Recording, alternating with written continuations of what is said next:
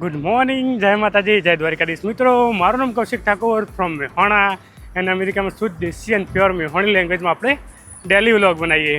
અને આજે છે દિવસ 33, જે મારા 365 દિવસ ડેલી વ્લોગ બનાવવાના હા, એમાંનો આજે 33મો દિવસ છે. તો બધા પૂછતા કે તમે ભાઈ દેશી લેંગ્વેજમાં કેમ વિડીયો બનાવો? તો ભાઈ આપણે અમેરિકા આવીને આપણા ગામને ભૂલવા નહીં. ભાઈ મારું ગામડું તો ભાઈ સ્વર્ગ છે મારા માટે. એટલે આપણા અને મારા વિડીયો ભાઈ કોણ જોવા? મારા મમ્મી જોવા, મારા દાદીને જોવા, મારા ફઈ જોવા, મારા ભાઈબંધો એમના દાદા દાદીને જોતા હોય, મને વિડીયો મોકલા. જ્યારે એમના દાદા દાદી વિડીયો જોતા હોય તો મને વિડીયો મોકલે કે જો ભાઈ તારા વિડીયો જોવો, મારા ઘરના ફેમિલી મેમ્બર. અને એવામાં હું ઇંગ્લિશ અથવા પ્યોર ગુજરાતી બનાવું ને, મજા ના આવે. ઇવન મને બહુ બધા લોકો કહે ભાઈ તું હિન્દીમાં બનાવે, તો હું હિન્દીમાં બી નહીં બનાવતો. ચમ કે ભાઈ હિન્દી બનાવે તો એમને સમજવામાં તકલીફ પડશે. એટલા માટે જ ભલે ઓછા વ્યૂ આવશે, ઓછા સબસ્ક્રાઈબર આવશે, ઓછા પૈસા કમાય ચાલશે, પણ આપણો પ્યોર ગુજરાતી અને પ્યોર મેહોણી લેંગ્વેજમાં ડેલી વ્લોગ બનાવવાના. ટ્રેન લઈને ન્યુયોર્ક સિટી જવાનું હતું. મારો મિત્ર મને દેખાઈ ગયો દૂરથી જ, સિગ્નલ એનું ખુલી જતું તો રાહ જોઈ મારા ભાઈ. થેન્ક યુ મારા ભાઈ. ગુડ મોર્નિંગ, જય માતાજી. મમ્મીનો ફોન ચાલુ? મારે હાલ મમ્મી સાથે જ વાત ચાલુ હતી. ડેલી વ્લોગમાં આપનું સ્વાગત છે. હા, ડેલી વ્લોગમાં આપનું સ્વાગત છે ભાઈ. તમારો જેણો જયો ભાઈ. આદિત્ય યાર આ વિડીયોમાં આમ શરમાય. નીકળી જવો, નીકળી જશે. દોડ. સિગ્નલ બંધ હતું પણ 5 સેકન્ડ મળે અમને. હવે અમે નીકળી જાય તો ભાઈને અત્યારે ઘરે મમ્મી સાથે વાત ચાલુ હોય. હું હાલત મમ્મી સાથે વાત કરીને આવ્યો. ભાઈ મંદિરે જો, મંદિરથી હવે ઉગાડ્યો તો નોકરી. હા, કરી લો વાત. ચલો આપણે હવે ટ્રેન પકડીએ. તમે રોજ વિડીયો જોવો મારા? બસ બ્રાઇટનેસ વધારે કરો કે તો મમ્મી દેખાય. તો તમને આજ વિડીયો મેં લઈ લીધા હા, મારા વિડીયોમાં. હા તો અમારા જ્યાં જેની મમ્મી છે, થેન્ક યુ. હા એકદમ મજા, ખમાન મજા. આવું બેંકમાં જવાનું? જતા બેંક ઓફ અમેરિકા મળીએ. જય માતાજી. તો હજુ તો હું ખાલી કહેતો હતો કે મારા વિડીયો ભાઈ ગામડાના લોકો જોવે. એટલામાં જ જયના મમ્મીએ કીધું કે મેં તમારા વિડીયો રોજ જોઈએ. આજે જ તમારો 28મો દિવસ મેં હાલ જોયો કે સારા વિડીયો બનાવો. અને એટલે જ કહું કે હું એટલા પ્યોર મેહોણી અને દેશી લેંગ્વેજમાં વિડીયો બનાવું. એના કારણે ગામના લોકો છે, ગામડાના લોકો, એમને લાગે કે ભાઈ હા અમેરિકા જઈને ભાઈ વિદેશી નહીં બની ગયો. ભાઈ ઇંગ્લિશ બોલવું જરૂરી નહીં હતું. તો કોઈક દિવસ આપણા ગામના ના ભૂલાય. ભાઈ તો કોઈ એક ટૉપિક હતો જે મારા મગજમાં હતો, બોલવાનો જ હતો. અને અચાનક જ મારા મિત્ર જઈને હું મળ્યો ને, એ ટૉપિક ભૂલી ગયો. જો યાદ આવશે તો ન્યુયોર્ક સિટી જઈને તમને કહીશ. બાકી પાછળથી યાદ આવશે તો પાછળથી રેકોર્ડ કરી અને વચ્ચે એડ કરી. તો હવે ન્યુયોર્ક સિટી જઈએ, જો ટ્રાય કરું યાદ કરવાનું. જો યાદ આવી જશે ને તો 100% વચ્ચે એડ કરીશ એક ક્લિપ.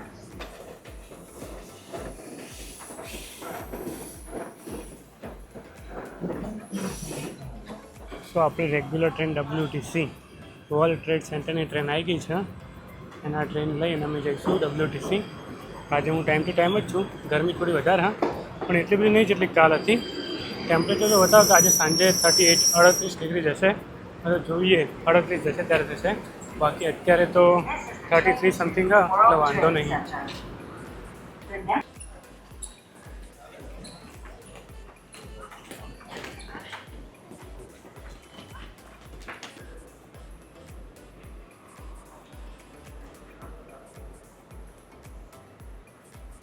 WTC પહોંચી ગયા હા. અને નોર્મલ ગરમી હે, 34 ડિગ્રી જેવું ટેમ્પરેચર થઈ ગયું હોય. 38 ડિગ્રી જવાનું હોય. જોઈએ હાલ તો હેડ તો જવાનું પ્લાનિંગ હ.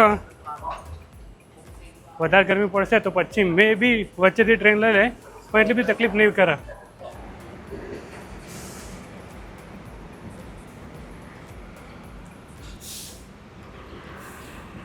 તો ન્યુયોર્ક સિટીનું WTC અને ધ ઓક્યુલસ પ્લેસ જેવી ફેમસ જગ્યા, એની સામે આ છે ગ્રેવયાર્ડ. એટલે એવી જગ્યા જ્યાં લોકોનું અવસાન થાય એટલે એમને અહીંયા દાટવામાં આવે. એન્ડ એવું કહેવું હતું મારા બોસનું કે અહીંયા $25,000 લઈને $50,000 $7 ફૂટ જગ્યાના હોય છે. એટલે કે અહીંયા દફનાવવાનો જે ચાર્જ કહેવાય, આ 7 ફૂટ જમીનનો ભાવ એ જ છે $25,000 થી $30,000 અથવા $50,000. ઇન્ડિયન રૂપીઝમાં કહીએ તો 30 લાખથી 50 લાખ રૂપિયા ખાલી આ 7 ફૂટ જગ્યાના. અને એટ ધ એન્ડ સૌથી છેલ્લા આટલી જ જગ્યા આપણા ભાગમાં આવો. આ વિડીયો મેં બી મમ્મીને નહીં ગમે, પણ જસ્ટ આ ખાલી રિયાલિટી છે મમ્મી અહીંયાની, કે આ રીતના અહીંયા પેમેન્ટ કરતા હોય લોકો. અને જ્યારે બી તમારું અવસાન થવાનું હોય એના પહેલાં તમારે જગ્યા બુક કરાવી લેવી પડે. આ જગ્યા નહીં, અમેરિકામાં કોઈ બી જગ્યા હોય, કોઈ પણ જગ્યાએ અમેરિકામાં તમારું અવસાન થાય એ પહેલાં તમારી જગ્યા બુક કરાવેલી હોવી જોઈએ. ગ્રેવયાર્ડ તો ના બતાવે, પણ આજે નીકળો તો રોજ અહીંયાથી જ નીકળું, સામેથી જ આવાળી જગ્યાએ. તો આજે થોડું ઠંડુ હતું વાતાવરણ, તો વચ્ચેથી નીકળ્યો એટલે મૂકો બતાવીએ જાણ. અને બતાવીએ એટલે મમ્મી મને બોલવાની જ છે કે આ બધું ના બતાવે લાલા બેટા. તો પહેલાં વિડીયો એમની મમ્મીને પર્સનલી વોટ્સએપમાં મોકલી જવું, શું રિએક્શન આવે મમ્મીનું, એના પછી યુટ્યુબ પર અપલોડ કરીશું. તો મમ્મી મને પરમિશન આપી દેશે વિડીયો અપલોડ કરવાનો, મે બી જોઈએ, અથવા મમ્મીને પૂછ્યા વગર ડાયરેક્ટ અપલોડ કરી દઉં. શું રિએક્શન આવે મમ્મીનું એ જોઈશું આપણે.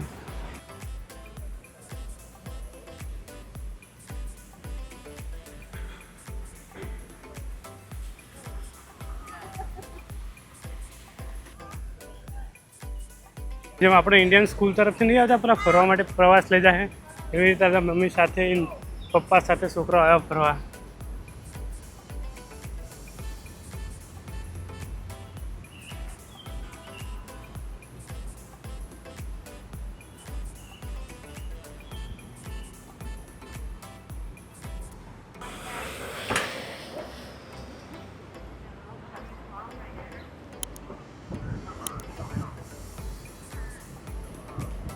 સો મિત્રો, જે હું કહેતો કે એક ટૉપિક હું ભૂલી ગયો, એ ટૉપિક અત્યારે મને યાદ આવ્યો. એ ટૉપિક હતો ગરમી. કાલે બી જોરદાર ગરમી હતી, આજે બી જોરદાર ગરમી. હા, મેઇન વસ્તુ નહીં ભાઈ, આપણે ઇન્ડિયાવાળા તો બી રહી શકીએ, પણ અહીંયાના લોકો માટે ગરમી વધારે. જેમ કે આપણે ઇન્ડિયામાં 40 ડિગ્રીથી ઉપર ટેમ્પરેચર જાય, 45 સમથિંગ, તો 40 ડિગ્રી ઉપર ટેમ્પરેચર થાય એટલે લોકો રીલ્સ બનાવે, ખબર કે ભાઈ આટલી ગરમી, તાપ થઈ ગઈ આ હતી. તો આજે અમારા ન્યુયોર્ક સિટીમાં, જર્સી સિટીમાં 33 ડિગ્રી ઉપર પહેલી વાર ટેમ્પરેચર ગયું, 38 ડિગ્રી થયું. એટલે લોકો રીલ્સ બનાવે, મીમ્સ બનાવે.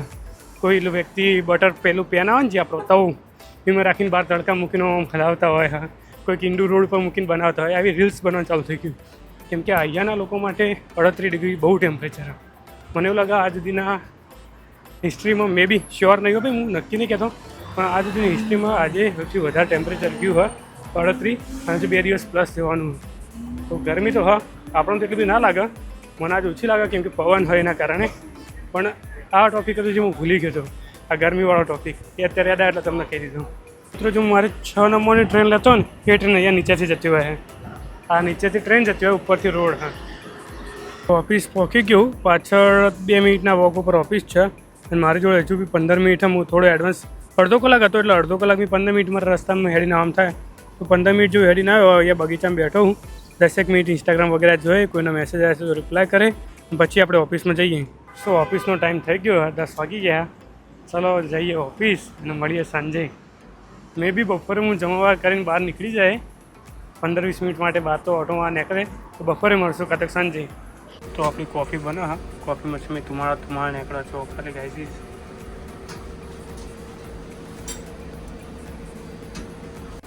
સો આજે તો આવતો પહેલાં જ હાઈએટનું કામ આવી ગયું છે.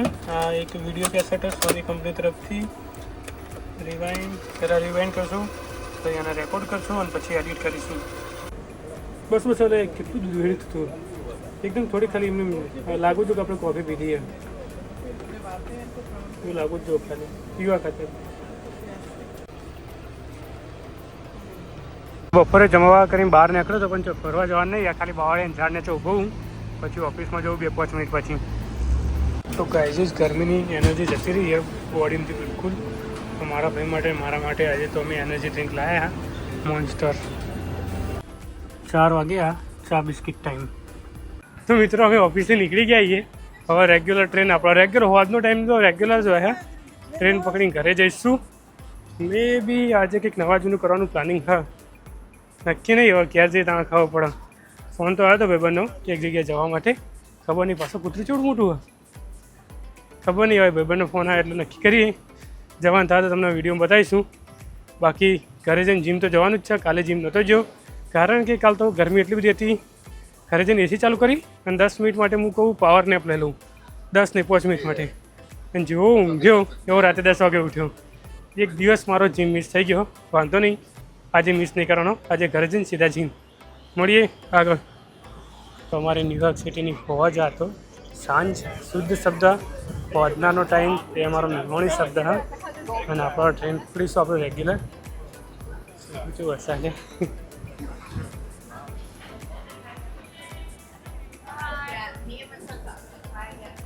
અમારું સામેવાળું જે સ્ટેશન એ બંધ થઈ ગયું છે. ખબર નહીં કંઈક રીઝનથી બંધ કર્યું એમને, તો અમે આવા સ્ટેશનથી જઈશું. સ્ટેશન તો એક જ છે, ખાલી 2 સીડીઓ હતી. એક પેલી બાજુની સીડી અંદર જવાની અને એક આ બાજુની સીડી અંદર જવા માટેની. તો અમે આવાળી સીડીઓથી જઈશું થોડા દિવસ. અને આજે હવે ફેડેક્સનું વ્હીકલ એ બી ઇલેક્ટ્રોનિક છે, જે ઓલરેડી મારા એક વિડીયોમાં છે, તમને જોવા મળશે. એન્ડ અમારી ટ્રેન અહીંયા ટીવી નહીં, પેલી બાજુના સ્ટેશન ઉપર અહીંયા ટીવી હોય તો આપણો આઈડિયા જાય ટ્રેન આવી કે નહીં. અવાજ ઉપરથી જ લાગે કે ટ્રેન આવી, ના નહીં ટ્રેન આવી. તો અમે એક્ઝેક્ટ ટાઈમ ઉપર રહીએ. આ કંઈક રીઝનથી બંધ કર્યો દરવાજો, આ બધું લખ્યું હોય લાભ કન્સ્ટ્રક્શન વગેરે વગેરે, ખબર નહીં શું લખ્યું તો કંઈક રીઝનથી બંધ થયા. હવે ટ્રેન આવવાની છે અમારી, ટાઈમ લખ્યો નહીં, હજુ ભાઈ આવ્યો નહીં, તો ભાઈને બોલાવી દો. ચલો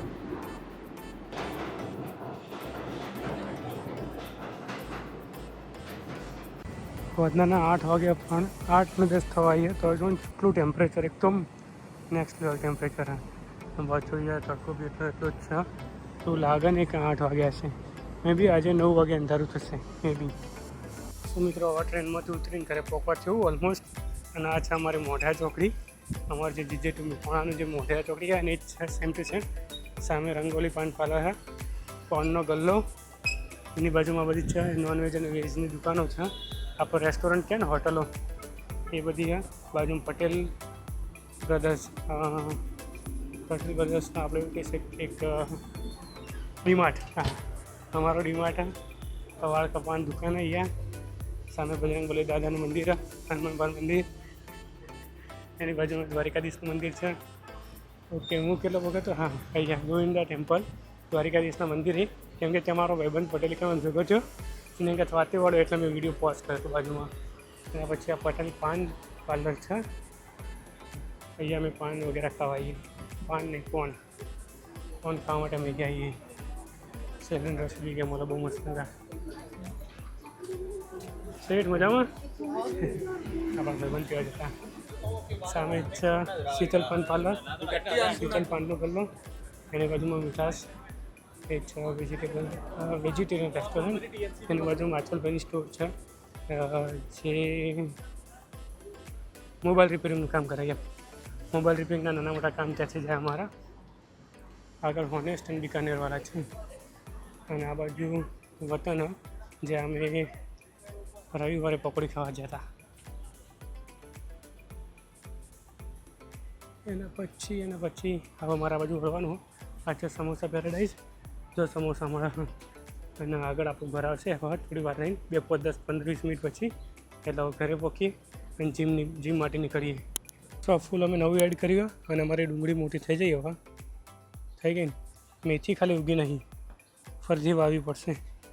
તો મિત્રો હવે ઘરેથી જીમ માટે નીકળી ગયો. માઇક નહીં લીધું એટલે લગભગ મારો વોઇસ થોડો પ્લસ માઇનસ આવશે, કેમ કે હવે માઇક હોય ને મારા ખીચામાં રહેતું નહીં. જીમમાં જરૂર પડે એટલી બધી પડતી બી નહીં, તો આપણે ડાયરેક્ટ જીમમાં મળીએ.